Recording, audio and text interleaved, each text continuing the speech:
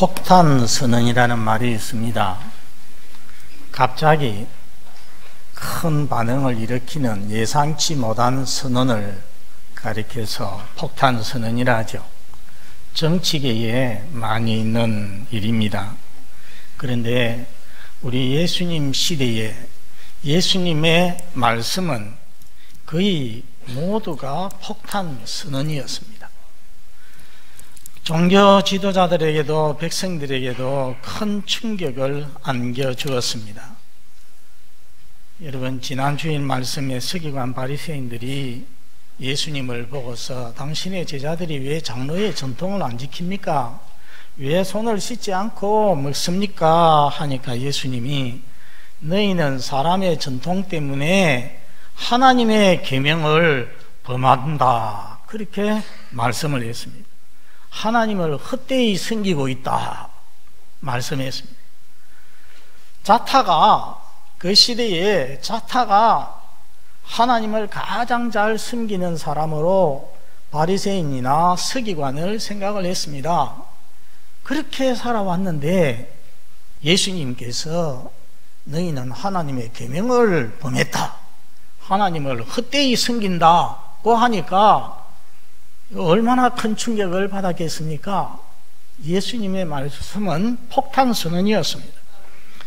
그리고 또 오늘 본문에 또 하나의 폭탄 선언을 하셨습니다. 폭탄 선언을 할 때는 기자들을 불러서 모은 다음에 하지 않습니까? 그와 같이 예수님도 오늘 10절에 보면은 무리를 불러 모았다고 했습니다. 그리고 말씀하시기를 주의를 주었습니다. 말씀하시기 전에 너희는 듣고 깨달으라 하고 주의를 줍니다. 그리고 말씀을 하시는데 바로 11절 말씀입니다. 11절 우리 다 같이 읽어보겠습니다. 시작. 입으로 들어가는 것이 사람을 더럽게 하는 것이 아니라 입에서 나오는 그것이 사람을 더럽게 하는 것이니라. 아주 중요한 선언입니다. 이게 무슨 폭탄 선언이냐 생각할 수 있겠지만은 당시에 이 말씀은 가히 혁명적인 말씀이었습니다. 바리새인 서기관들 그리고 많은 유대인들은 자신을 정결하기 위해서 반드시 손을 씻고 음식을 먹어들였습니다. 그렇게 하면은 자기들이 깨끗할 것이라, 그래서 깨끗하기 때문에 구원을 받을 것이다 라고 생각을 해왔습니다. 그런데 예수님께서 입으로 들어가는 것이 사람을 더럽히는 것이 아니다 했으니까 지금까지 자기들이 지켜온 거, 자기들이 열심히 손 씻어온 거, 열심히 신앙생활 해온 거 다 헛된 것이 되고 말지 않습니까? 그러니 정말 이 예수님의 말씀이 그들에게 충격이 되었다는 것입니다. 제자들도 예수님의 말씀에 큰 충격을 받았습니다. 마가복음 7장에 보면은 예수님께서 이 말씀을 하신 후에 어느 집에 들어가십니다. 집에 들어갔을 때에 제자들이 예수님께 말씀했습니다. 바리새인들이 이 말씀을 듣고 걸림이 된 줄 모르십니까? 여기에 이 말씀이라는 것은 예수님께서 앞에서 하신 말씀, 너희는 전통으로 하나님의 계명을 범한다 라는 말씀과 입으로 들어가는 것이 사람을 더럽히는 것이 아니라 입에서 나오는 것이 사람을 더럽힌다 라고 하신 이 말씀을 가르칩니다. 이 말씀이 바리새인들에게 걸림이 되었다, 장애물이 되었다는 말은 무엇입니까? 이 말씀을 바리새인들이 받아들이지 못하고 도리어 예수님에 대하여서 앙심을 품었다, 분노했다는 것입니다. 제자들의 이 말에 예수님께서는 13절 14절에서 바리새인들에 대하여서 한마디 말씀을 하십니다. 13절에 보면은 내 하늘 아버지께서 심으시지 않은 것은 뽑힐 것이다 했습니다. 말을 바꾸면은 하나님에게 속하지 않은 것은 망할 것이다 라는 말씀입니다. 여러분, 이 말씀 누구를 염두에 두고 예수님이 하시는 말씀입니까? 누구를 염두에 두고? 바리새인들을 염두에 두고서 하시는 말씀이죠. 여러분, 이 말씀은 우리에게 올바른 역사관을 보여줍니다. 진리가 아닌 것은 지금 아무리 권세를 가지고 있다고 해도, 지금 아무리 흥하다고 해도 하나님의 눈에는 잡초일 뿐이라는 것입니다. 때가 되면은 하나님께서 뽑아서 던진다는 말씀입니다. 우리는 가라지 비유를 알고 있습니다. 가라지 비유, 곡식밭에 가라지도 함께 자랐습니다. 자라는데 키가 똑같은 것이 아니라 가라지가 더 흥해요. 한 뼘쯤 더 키가 큽니다. 그렇지만은 나중에 심판날에 곡식을 거두는 추수 때에 하나님께서 천사를 보내어서 그 모든 가라지들을 다 뽑아가지고서 모아서 불태운다 말씀을 하셨습니다. 여러분, 바리새인들은 잘못 생각하고 잘못 행해왔습니다. 사람의 전통으로 하나님의 계명을 어겼습니다. 이것을 지금 예수님께서 지적해 주시는데, 지적하면은 깨닫고 회개해야 할 텐데, 고쳐야 할 텐데, 그렇지 않고 도리어 예수님에 대하여서 앙심을 품었더라는 것입니다. 여러분, 이것이 망하는 자의 특징입니다. 망하는 자는 하나님의 말씀을 듣고 붕괴합니다. 튕겨 나가는 것입니다. 그것은 하나님이 심지 않았다는 증거가 됩니다. 그것은 바로 하나님께 속하지 않았다는 증거가 되는 것입니다. 전에 애굽 왕인 바로, 모세 시대의 바로, 그리고 다윗 시대의 사울 왕, 생각해 보면은 하나님께서 잘못을 지적하면은 회개하지 아니하고 계속해서 불순종의 길을 나아갔습니다. 마음이 강팍해져서 순종하지 않았습니다. 그러니까 하나님께서 결국은 그 사람들을 버리셨죠. 버리셨고 그들은 망하였습니다. 그러나 다윗을 생각해 봅니다. 다윗은 어떻습니까? 무서운 죄를 지었지만 하나님께서 선지자를 통하여서 지적을 해 주시니까 그때에 하나님 앞에서 완전히 꿇어서 죄를 회개하였습니다. 돌아왔습니다. 이것은 하나님이 심으신 자의 모습, 하나님께 속한 자의 모습이라는 것입니다. 여러분, 하나님이 심은 자는 결단코 망하지 아니합니다. 그러나 하나님께서 심지 않은 자는 종래 망하고 마는 것입니다. 사도행전 5장에 보면은 사도들의 손으로 표적과 기사가 초대교회 때에 많이 나타났다고 했습니다. 많은 사람들이 사도들을 따릅니다. 그 모습을 보고서 대제사장과 그리고 사두개인들이 마음에 시기가 가득하였습니다.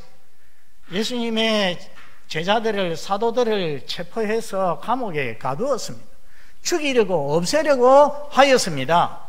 그때에 거기에 백성들에게 아주 존경받는 가말리엘이라고 하는 그런 교사, 유명한 선생님이 계셨습니다. 이 선생님이 일어나서 한마디 합니다. 어떤 말 하는지 우리 한번 같이 읽어보겠습니다. 사도행전 5장 38절 39절 이제 내가 너희에게 말하노니 이 사람들을 상관하지 말고 버려두라. 이 사상과 소행이 사람으로부터 났으면 무너질 것이요. 39절 만일 하나님께로부터 났으면 너희가 그들을 무너뜨릴 수 없겠고 도리어 하나님을 대적하는 자가 될까 하노라. 옳은 말이죠. 그 사상과 소행이 사람으로부터 났으면 무너질 것이고 그 사상과 소행이 하나님께로부터 났으면 무너지지 않는다. 도리어 너희가 망할 것이라고 했습니다. 여러분, 이 사도들이 전하는 사상과 소행이 하나님께로부터 났습니까? 사람에게서 났습니까? 하나님께로부터 났습니다. 그 증거가 무엇입니까? 그 증거가 무엇입니까? 오늘 바로 우리 교회입니다. 하나님의 교회, 기독교회입니다. 사람에게서 나지 않았기 때문에 지금까지 많은 핍박을 받았지만은 어떤 때는 없애려고 했지만은 없어지지 아니하고 지금까지 살아서 건재하고 복음은 계속해서 전파되어지는 것입니다. 도리어 기독교를 무너뜨리려고 했던 로마 제국 공산주의가 무너졌습니다. 왜 그렇습니까? 그것은 사람에게서 났기 때문입니다. 여러분, 하나님의 나라, 하나님의 교회는 망하지 않습니다. 영원합니다. 진리가 최후 승리하는 것입니다. 우리 예수님 계속 말씀하시기를 하나님이 심지 않은 것은 뽑힐 것이니 그것으로 너무 애태우지 말고 너무 신경 쓰지 말고 그냥 두라. 오늘 말씀에 그냥 두라고 했습니다. 그냥 두라고 하는 이 말씀, 짧은 말씀이지만은 참 우리에게 교훈이 되는 말씀입니다. 여러분, 푸슈킨이라고 하는 그 유명한 시인이 있지 않았습니까? 그 시인의 시 중에 삶이 그대를 속일지라도 슬퍼하거나 노하지 말라. 기억하십니까? 그 말도 참 옳은 말입니다. 나라가, 정치가, 사회가 때로 내 마음에 안 들어도 너무 애태우지 말라는 것입니다. 악이 성하여도 너무 애태우지 말라. 왜냐하면 어떻게 될 것입니까? 때가 되면은 뽑힐 것입니다. 하나님께서, 역사의 주관자 되시는 하나님께서 뽑아서 없앨 것입니다. 또 예수님께서 말씀하시기를 그들은 맹인이 되어서 맹인을 인도한다고 했습니다. 여러분, 바리새인이나 서기관들은 자기네가 맹인의 길을 인도하는 자고 어리석은 자의 교사라고 생각을 했습니다. 그런데 예수님은 그들을 뭐라고 말씀하십니까? 맹인이라고 말씀을 하십니다. 특별히 마태복음 23장에 가서는 3번이나 눈먼 인도자여, 맹인들이여, 예수님께서 서기관 바리새인들에게 그렇게 말씀을 했습니다. 여러분, 맹인이 맹인을 인도하면은 결국 어떻게 되겠습니까? 구덩이가 있으면은 두 사람 다 빠지게 되어지는 겁니다. 14절 끝에 그렇게 말씀합니다. 신천지, 하나님의 교회, 이러한 이단들은 맹인이 맹인을 인도하는 대표적인 사례입니다. 둘 다 구덩이에 빠지고 말 것입니다. 바리새인에 대한 예수님의 말씀이 끝나자 베드로가 이 비유를 우리에게 설명해 주소서 했습니다. 이 비유가 어떤 비유겠습니까? 예수님께서 11절에서 말씀했던 비유, 입으로 들어가는 것이 사람을 더럽히는 것이 아니요 입에서 나오는 것이 사람을 더럽힌다. 도대체 이 말씀이 무슨 뜻인지 우리에게 설명해 주십시오 했습니다. 여기서 예수님은 두 가지를 말씀을 하는데, 첫째는 입으로 들어가는 것이 사람을 더럽히는 게 아니다고 했습니다. 여러분, 우리는 오늘날 어떤 음식이든지 다 먹습니다. 특히 중국 사람들, 우리나라 사람들 그렇지 않습니까? 못 먹는 것이 없습니다. 그런데 구약 율법에 보면은 하나님께서는 되새김질을 하지 아니하는 돼지나 또는 토끼 같은 거 먹지 말라고 했어요. 비늘이 없는 오징어나 문어 같은 것도 먹지 말라 했고요. 요즘 신종 이 코로나 바이러스와 관련이 되어지는 박쥐도 먹지 말라고 그렇게 되어 있습니다. 부정한 것이라고. 이런 부정한 음식을 먹으면 부정해진다고 하였습니다. 여러분, 하나님께서 이런 법을 주신 이유가 무엇이겠습니까? 그래 하면은 이런 것들을 먹으면 정말 사람이 부정해질까? 여러분, 솔직하게 한번 생각해 보시기 바랍니다. 정말 그런 것들을 먹으면 사람이 부정해지겠습니까? 그게 아닙니다. 그렇게 함으로써 하나님의 백성이 부정에 대해서 경각심을 가지도록 하기 위하여서, 또 부정해질 수 있음을 깨닫게 하시려고 한시적으로 이스라엘 백성에게 주신 말씀인 것입니다. 그런데 유대인들은 이 율법의 정신이나 의미는 생각지 아니하고 문자 그대로 지키려고 애를 썼습니다. 하나님께서 명하신 짐승, 동물들 절대로 먹지 않고, 그리고 만지지 말라는 것은 안 만지고, 지난 주일에 본 대로 더 잘 지키기 위해서 무엇을 만들었다고 했습니까? 전통을 만들어가지고 반드시 손을 씻고서 먹어야 된다. 물어봅시다. 반드시 손 씻고 먹어야 된다는 이것은 전통이라 했습니까? 율법이라 했습니까? 전통이라고 했습니다. 이건 자기들이 만든 겁니다. 그런데 오늘 예수님께서는 입으로 들어가는 것은 사람을 더럽히지 못한다고 했습니다. 자기들은 이렇게 하나님 말씀대로 전통을 따라서 깨끗하게 씻고 먹으면은 깨끗한 사람이 되어서 구원받기에 합당하다, 그렇게 생각했는데 예수님께서는 입으로 들어가는 것이 사람 더럽히지 못한다 선언을 했거든요. 여러분, 우리가 생각을 해봅시다. 상식적으로 입으로 들어가는 것은 식도를 통하여서 어디로 들어갑니까? 위로 들어가서 소화가 되어서 장으로 들어가고, 그리고 뒤로 나옵니다. 배설이 됩니다. 음식이 사람을 더럽히지 못한다는 것입니다. 때로 상한 음식을 먹고서 식중독을 일으켜 고생을 할 때도 있지만은 그것이 그 사람의 영혼이나 그 사람의 마음에 영향을 끼치지 못하는 거죠. 악영향을 끼치지 못합니다. 씻지 않은 손으로 음식을 먹어서 많은 세균이 뱃속으로 들어갈 수도 있지만은 그것이 그 사람을 영적으로, 도덕적으로 악하게 만들지는 못한다는 것입니다. 두 번째, 입에서 나오는 것이 사람을 더럽힌다고 했습니다. 여러분, 입에서 나오는 것이 무엇이겠습니까? 입에서 나오는 것은 침을 생각하고 토하는 것을 생각하고 하면은 안 됩니다. 그 말이 아닙니다. 입에서 나오는 것이란 속에서 나오는 것, 사람 속에서 나오는 것, 다르게 말하면은 사람의 마음에서 나오는 것을 말하는 것입니다. 여러분, 본래 우리 하나님께서 인간을 선하게 지었습니다. 그래서 우리 인간의 마음도 선하였습니다. 그런데 범죄 타락하고 나서는 죄가 인간의 마음을 물을 들여 놓았습니다. 오염을 시켰습니다. 더럽게 만들어 놓았습니다. 우리 창세기 6장 5절 앞에 보고 한번 읽어보겠습니다. 여호와께서 사람의 죄악이 세상에 가득함과 그의 마음으로 생각하는 모든 계획이 항상 악할 뿐임을 보시고, 마음으로 생각하는 모든 계획이 항상 악하게 되었습니다. 예레미야 17장 9절을 같이 읽어봅니다. 예레미야 17장 9절 시작. 만물보다 거짓되고 심히 부패한 것은 마음이라 누가 능히 이를 알리요마는. 범죄한 우리 인간의 마음은 만물보다도, 세상에 있는 어떤 것보다도 부패하고 거짓된 것이 되었다는 것입니다.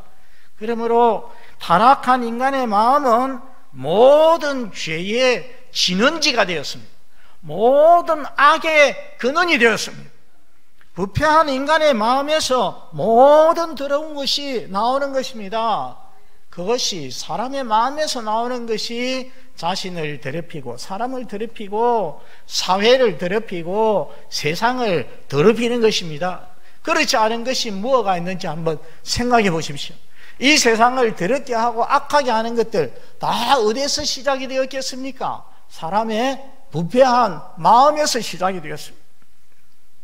그러면은 마음에서 나오는 것, 구체적으로 어떤 것들이 있겠습니까? 우리 19절을 한번 다 같이 읽어보겠습니다. 19절 시작. 마음에서 나오는 것은 악한 생각과 살인과 간음과 음란과 도둑질과 거짓 증언과 비방이니. 여러분, 악한 생각 없는 사람 있습니까? 없는 사람이 없습니다. 두 번째 나오는 살인. 살인이 자기 마음과 관계없이 이루어질 때가 있을까요? 없습니다. 상대방을 미워하는 마음, 죽이고 싶은 마음, 정오하는 마음이 처음에 시작이 되어서 사람을 죽이게 되는 거죠. 간음과 음란, 이 음란한 마음이 없이 간음을 저지르고 또 음란한 짓을 하는 사람이 없는 것입니다. 음란한 마음에서 시작이 되어서 행동으로 이어지는 것입니다. 도둑질도 마찬가지죠. 가지고 싶은 마음, 탐욕, 이 욕심이 마음에서 나와가지고서 도둑질을 하게 되는 것입니다. 거짓 증거와 비방 모두 다 입으로 저지르는 죄인데 이것도 역시 마음에서 우러나온 것입니다. 샘이 물을 솟아낸같이 인간의 마음은 쉴 새 없이 악을 쏟아낸다는 것입니다. 그러고 보면은 세상의 모든 더러움의 근원, 문제의 근원은 죄악된 인간의 마음입니다. 우리 인간이 깨끗해 보이고 거룩해 보이고 할 때도 있지만은 근본적으로 다 별 수 없는 인간입니다. 할 수 없는 인간이라는 것입니다. 오늘 예수님의 이 말씀을 보면은 사람이 겉을 깨끗이 하기보다도 마음을 깨끗이 하는 것이 중요함을 깨닫게 됩니다. 여러분, 어떻게 마음을 정결하게 할 수가 있겠습니까? 첫째는 예수 그리스도를 믿음으로 정결함을 받습니다. 우리 요한일서 1장 7절 앞에 보고 한번 읽어봅니다. 그 아들 예수의 피가 우리를 모든 죄에서 깨끗하게 하실 것이요 말씀했습니다. 무엇이 우리를 깨끗하게 한다고요? 그 아들, 하나님의 아들 예수의 피가 우리를 깨끗하게 한다고 했습니다. 사람이 자기가 죄인인 줄 알고 예수 그리스도께 나와서 죄를 고백하고 예수 그리스도가 나를 대신해서 십자가에 죽어주셨음을 믿고 의지하면은 하나님께서 그 사람의 죄를 다 씻어주는 것입니다. 깨끗하게 해주시는 것입니다. 오늘 우리 찬송했습니다. 예수는 우리를 뭐하게 하시는 주시라고 했습니까? 깨끗게 하시는 주시니 그의 피 우리를 눈보다 정하게 하셨네. 여러분, 사람이 돌을 닦는다고 해서 산에 들어가서 수련을 한다고 해서 노력한다고 해서 깨끗해지지 않습니다. 예수 믿어서 거듭난 자만이 근본적으로 깨끗해지는 것입니다. 우리 교회에 출석하시는 모든 교우들, 오늘 이 자리에 하나님 앞에 예배 드리기 위해서 나오신 모든 분들은 다 예수 그리스도 믿어서 그의 피로 깨끗함을 받는 사람 되어지기를 바랍니다. 두 번째는 마음을 계속해서 깨끗하게 씻어야 됩니다. 여러분, 예수 믿으면 그 사람의 마음이 완전히 깨끗해져서 더 이상 그 마음에서 악한 것이 나오지 않느냐? 그렇지는 않습니다. 예수 믿으면 원리적으로 근본적으로는 그 마음이 깨끗하게 됩니다. 그렇지만 실제적으로는 죄의 영향이, 죄의 찌꺼기가 남아 있습니다. 그렇기 때문에 신자는 예수 믿은 후에 계속해서 마음을 새롭게 하는 일이 필요한 것입니다. 이 마음을 계속 깨끗하게 지키기 위해서 필요한 일 몇 가지가 있습니다. 첫째는 날마다 죄를 회개해야 됩니다. 요한일서 1장 9절을 같이 한번 읽어보겠습니다. 만일 우리가 우리 죄를 자백하면 그는 미쁘시고 의로우사 우리 죄를 사하시며 우리를 모든 불의에서 깨끗게 하실 것이요.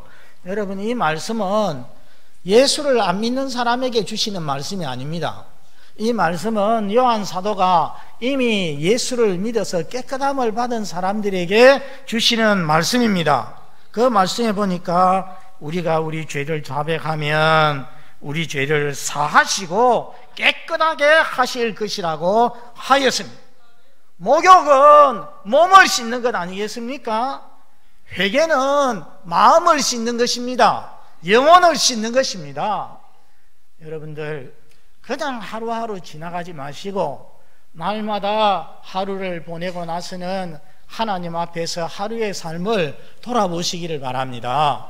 그래서 하나님 앞에서 잘못된 생각, 잘못된 말, 잘못된 행동한 거 있으면 하나님 앞에 그것을 씻어버리고 그것을 하나님 앞에서 회개하고 용서받고 잠드시기를 바랍니다. 두 번째는 마음이 새롭게 변화를 받아야 됩니다.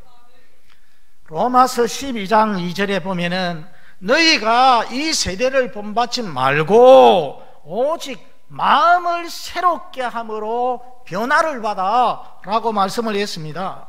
그러므로 성도는 몸을 깨끗이 하고 새롭게 함보다도 마음을 새롭게 하는 일에 더 많은 관심과 노력을 기울여야 됩니다. 여러분, 마음을 새롭게 하는 이가 누구십니까? 마음을 새롭게 하는 이가 누구십니까? 성령 하나님이십니다. 따라서 성도는 성령께서 내 마음을 새롭게 변화시켜 주시기를 기도해야 됩니다. 여러분, 다윗이 시편 51편 오늘 우리 교독했는데 거기 보면은 하나님이여 내 속에 정한 마음을 창조하시고 내 속에 정한 영을 새롭게 해 주시옵소서. 우리의 마음 그대로 놔두면은 악하고 더러운 생각들이 나타날 수 있어요. 그렇기 때문에 성령이여 내 안에 정한 마음을, 깨끗한 마음을 창조해 달라고 기도하시라는 것입니다. 그 다음에 세 번째는 말씀과 기도에 힘써야 됩니다. 우리 디모데전서 4장 5절 앞에 보시고 함께 읽어봅니다. 시작. 하나님의 말씀과 기도로 거룩하여 짐이라. 다시 한번 같이 읽읍시다. 시작. 하나님의 말씀과 기도로 거룩하여 짐이라. 무엇과 무엇으로 사람이 거룩해진다고 했습니까? 말씀과 기도로.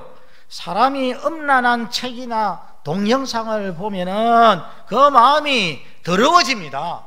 폭력적, 때려 부수는 그런 게임을 오래 하다 보면은 그 마음이 잔인해지고 폭력적이 되어지는 겁니다. 그러나 거룩한 하나님의 말씀인 성경 말씀을 보면은 그 마음이 거룩해지지요.